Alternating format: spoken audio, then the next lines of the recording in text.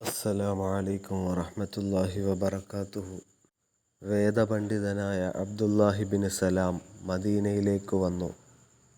തിരുനബി സല്ലല്ലാഹു അലൈഹി വസല്ലമ തങ്ങൾ മദീനയിലേക്ക് വന്നിട്ടുണ്ടെന്നറിഞ്ഞപ്പോഴാണ് അബ്ദുല്ലാഹിബ്നു സലാം അവിടെ എത്താൻ തീരുമാനിക്കുന്നത്.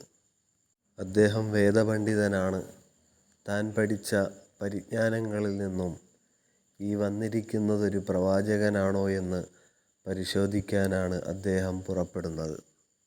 അങ്ങനെ നബി സല്ലല്ലാഹു അലൈഹി വസല്ലമ തങ്ങൾ മദീനയിലേക്ക് വന്നപ്പോൾ ജനങ്ങൾ തിരുസവിധത്തിലെത്തി.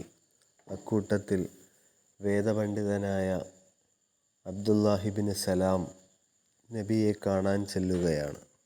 എന്നിട്ട് അദ്ദേഹം പറയുകയാണ്, തിരുനബി സല്ലല്ലാഹു അലൈഹി വസല്ലമ തങ്ങളുടെ മുഖം കണ്ടപ്പോൾ എനിക്ക് മനസ്സിലായത് അറഫ്തു അന്ന വജ്ഹഹു ലൈസ ബിവജ്ഹി കദ്ദാബ്. ഇതൊരു സത്യത്തിൻ്റെ ഉടമയുടെ തിരുമുഖമാണ്. വ്യാജമോ അന്യായമോ ലവലേശം കടന്നു വന്നിട്ടില്ലാത്ത മുഖം.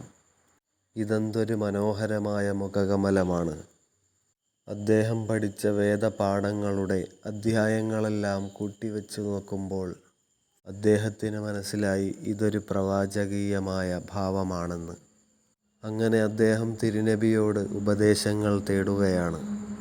തിരുനബി സല്ലല്ലാഹു അലൈഹി വസല്ലമ തങ്ങൾ പറഞ്ഞു, അഫ്ശുസ്സലാം വഅത്ഇമുത്തആം വസല്ലൂ ബില്ലൈലി വന്നാസു നിയാം.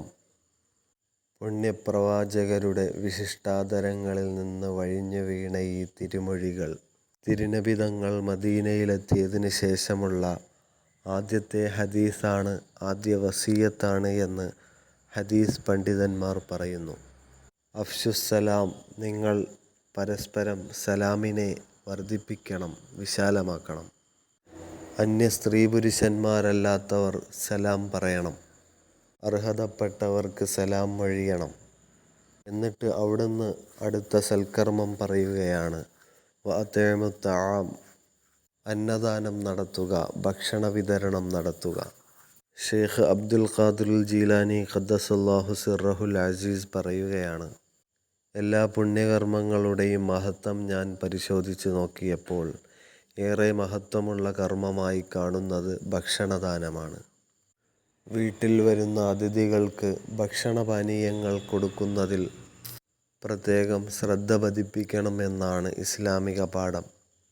വീട്ടിൽ അതിഥി വന്ന് കയറുമ്പോൾ ഒന്നുമില്ലെന്ന ആവലാതി നമ്മളിൽ വരാതിരിക്കാൻ വീട്ടിൽ ഒരു പിടി കാരക്കയോ ഈത്തപ്പഴമോ കരുതണം.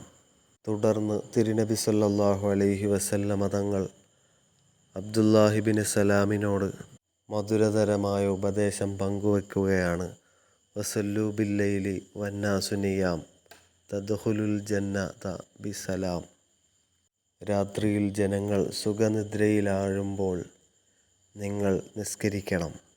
നിശയുടെ നിശബ്ദതയിലുള്ള മുഅ്മിനീങ്ങളുടെ സംവേദനം അല്ലാഹുവിന് പ്രിയപ്പെട്ടതാണ്.